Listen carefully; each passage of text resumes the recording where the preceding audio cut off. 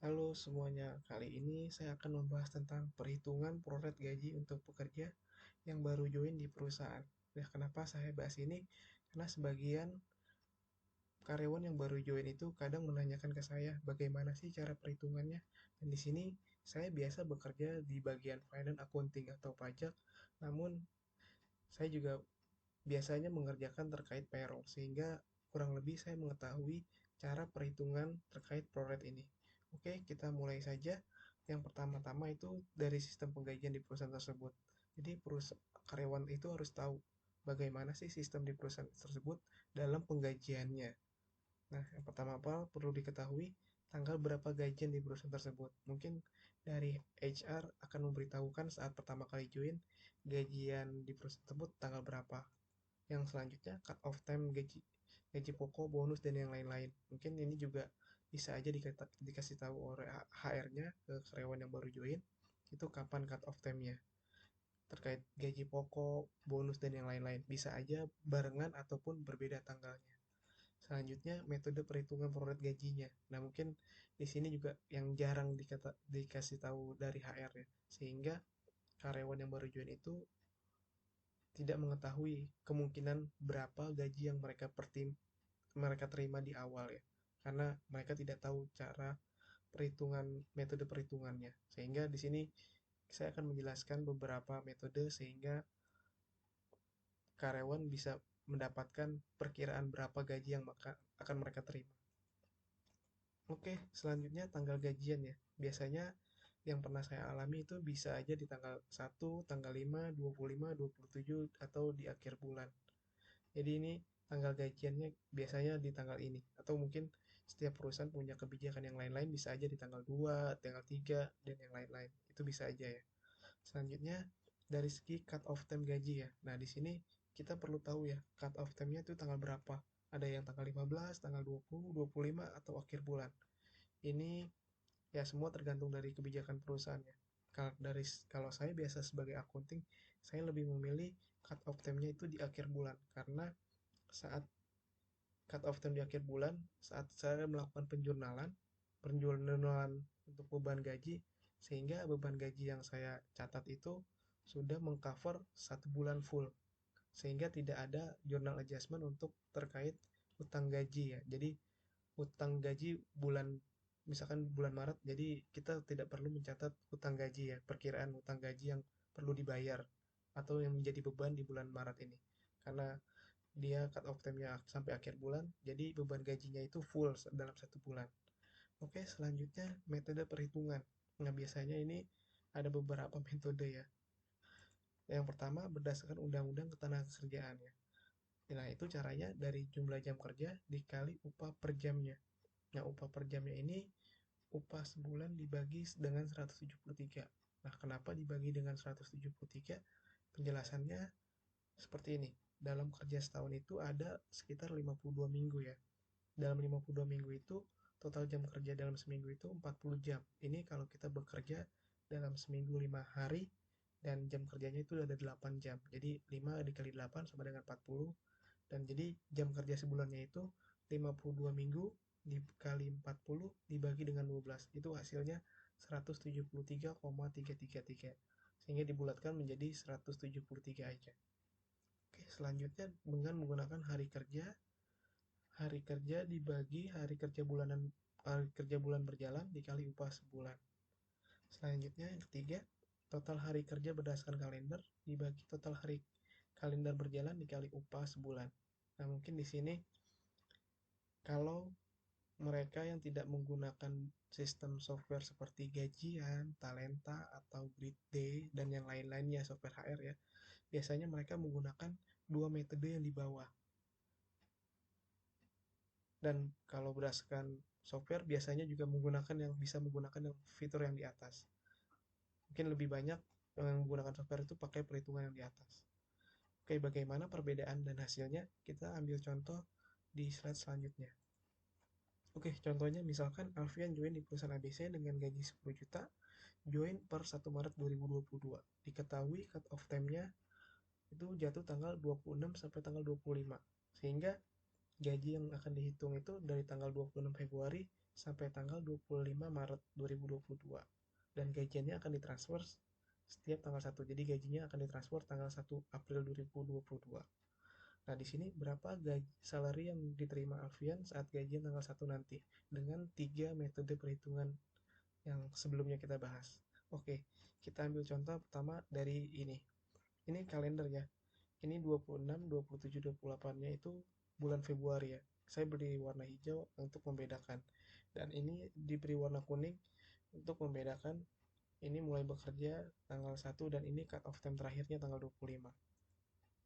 Oke, selanjutnya keterangannya dari tanggal 28 Februari ini tanggal merah ya. Ini diberi warna merah dan tanggal 3-nya ini hari libur juga ya, tanggal merah. Selanjutnya kita hitung hari kerjanya nih. Kalau dari tanggal 1 sampai tanggal 25 itu berapa sih hari kerjanya yang efektif ya? Ini tanggal 1, 2, dan 4. Ini tanggal 7 sampai 11. Ini 14 sampai 18. Ini 21 sampai 25. Ini contohnya 7 sampai 11 itu ada 5 hari. 18 5 hari. Ini 14 sampai 18. Ini juga 5 hari. Jadi 3 dikali 5 aja 15. Ini ditambah 16, 17, dan 18. Jadi ada 18 hari kerja ya. Oke, selanjutnya kita coba hitung menggunakan yang undang-undang ketenagakerjaan ya. Jadi gaji prorat Alfian itu ada 18 hari kerja ya, dikali 8 jam karena ini dalam seminggunya 40 dibagi 5 ada 8 jam per hari, jadi 18 hari dikali 8 jam dikali 10 juta dibaginya 173 karena tadi yang kita sudah hitung dalam sebulan itu rata-rata ada 173 jam orang bekerja. Nah, sehingga gaji yang akan diterima Alfian pada saat awal April itu 1 April 8.323.699. Nah, bagaimana dengan cara perhitungan yang lain? Kita coba dengan menggunakan berdasarkan hari kerja. Nah, biasanya perusahaan itu menghitung gaji proret itu berdasarkan hari kerjanya ya. Jadi benar-benar yang kerja efektifnya itu ada berapa hari sih dari tanggal 26 Februari sampai tanggal 25. Oke, kalau kita hitung ini 26 ini hari Sabtu dan 27-nya hari Minggu, jadi kita tidak hitung. 28 juga tanggal merah, jadi tidak dihitung. Jadi hari kerjanya itu dari tanggal 26 Februari sampai tanggal 25 Maret itu dari tanggal 1, 2, ini 4, ini 7, 8, 9, 10, 11, 14 sampai 18, 21 sampai 25. Sehingga efektif kerjanya tuh ada 18 hari kerja ya. Jadi saat karyawan tersebut masuk dari tanggal 1 sampai tanggal 25 itu ada 18 hari kerja. Jadi 18 hari dibagi 18 hari karena dari tanggal 26 sampai 27-nya itu tanggal merah sehingga ya 18 hari full ya dianggapnya dia bekerja 1 bulan full ya. Dikali gajinya 10 juta sehingga gaji yang diterima itu akan menjadi 10 juta pas di awal April. Oke, selanjutnya dengan yang metode ketiga. Nah, berdasarkan dengan hari kalender ya.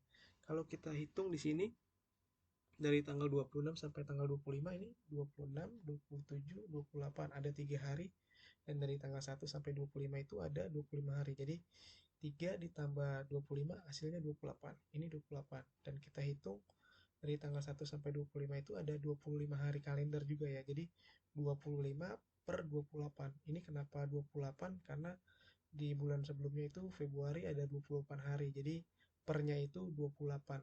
Kalau nanti di bulan April itu pasti pernya per 31 karena di bulan Maret itu ada 31 hari. Jadi 25 per 28 dikali gajinya 10 juta. Hasilnya 8.928.571 rupiah. Nah, di sini kita coba lihat ya. Ada beberapa perbedaan ya dari 3 metode ini. Ada yang 8.300.000, 10 juta, 8.928.571. Nah, perbedaan ini karena metode yang digunakan itu berbeda-beda.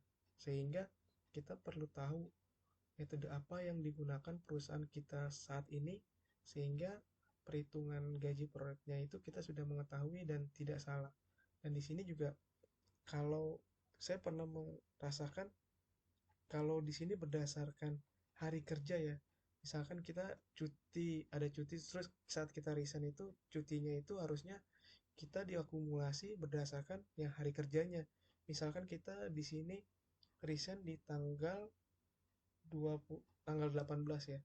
Tapi kita memiliki cuti ada 2 hari. Nah, harusnya dihitungnya bukan dari 18, 19, 20 karena 19, 20 itu tanggal merah. Jadi harusnya dihitungnya dari 21 sampai 22. Ini yang mungkin kadang HR yang nggak tahu ya, dia padahal ngitungnya berdasarkan hari kerja dan cuti itu ya dihitungnya harusnya yang hari kerja ya, bukan tanggal merah dihitung masukin sebagai perhitungan cuti juga sih. Jadi ya itu mungkin dari HR-nya yang salah.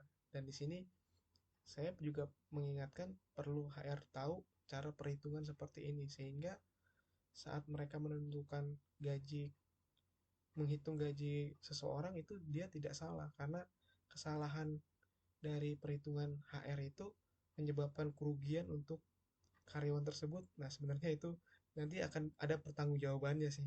Karena ya merasa dirugikan ya karyawan tersebut karena haknya berkurang. Nah, itu nanti pertanggungjawabannya mungkin kalau tidak di dunia ya di akhirat. Mungkin jadi dari HR perlu tahu ya cara seperti ini, dan dari biasanya menggunakan software HR. Nah, dia juga perlu tahu sebenarnya cara perhitungannya tuh seperti apa. Jadi saat menjelaskan ya mereka sudah tahu bahwa perhitungannya seperti ini. Jadi nggak cuman by software udah dapat angkanya tapi nggak tahu cara perhitungannya. Mungkin itu aja dari saya. Kalau ada pertanyaan bisa ditanyakan di kolom komentar. Terima kasih.